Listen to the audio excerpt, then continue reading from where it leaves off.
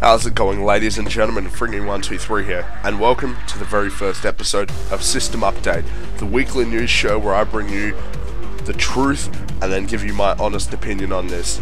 Now, the reason why I consider it to be truthful is because, unlike most games journalist websites, I don't have developers and publishers up my arse.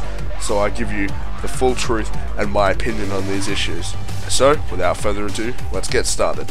Our first news story for today is regarding the Xbox One. According to Microsoft, now the Kinect can be turned off and unplugged completely from the Xbox One, and the Xbox One will function perfectly. This is a bit odd.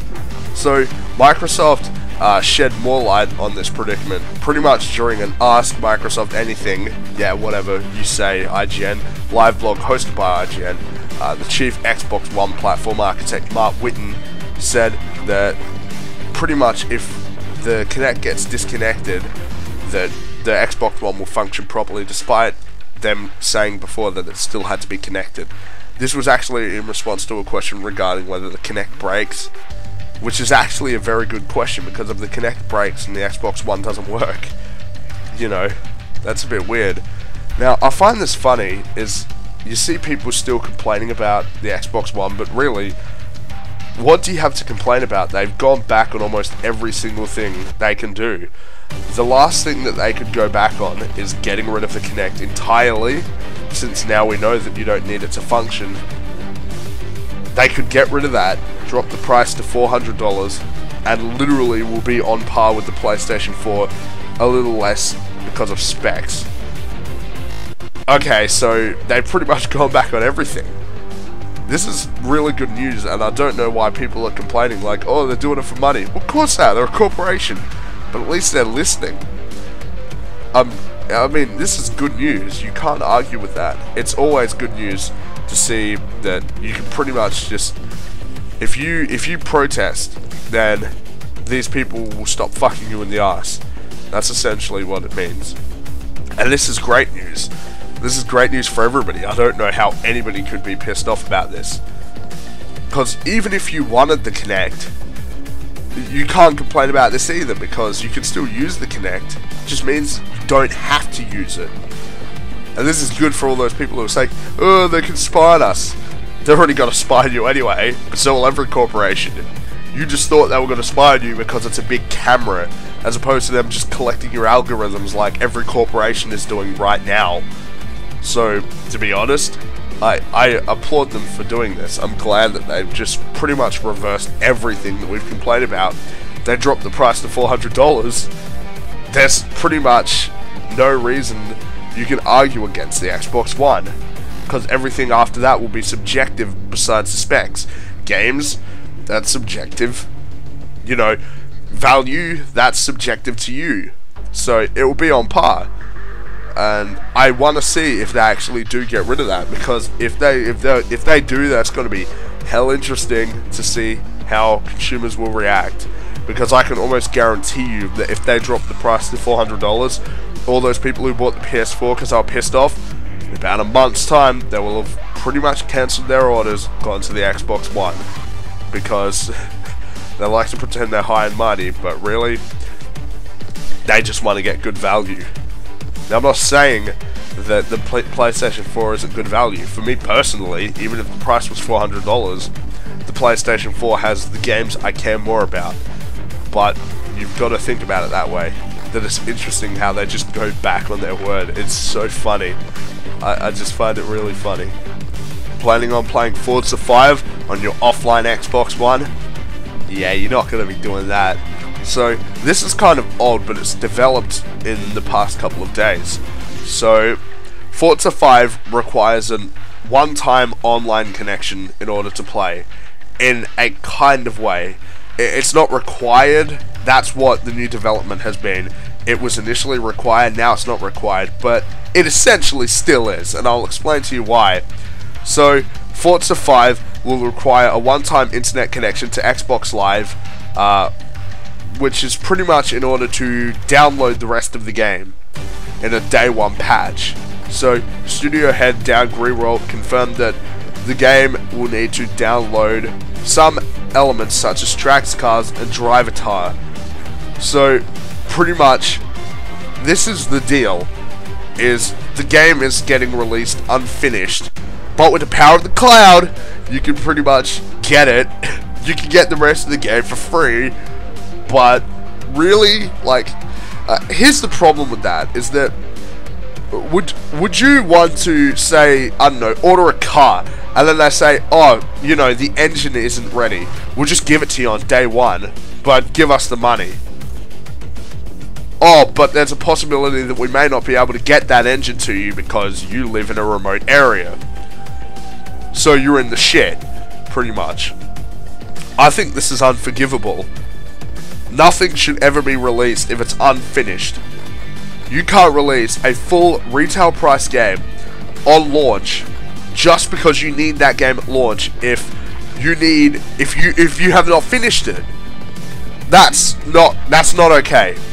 Because what happens if someone doesn't have a stable internet connection?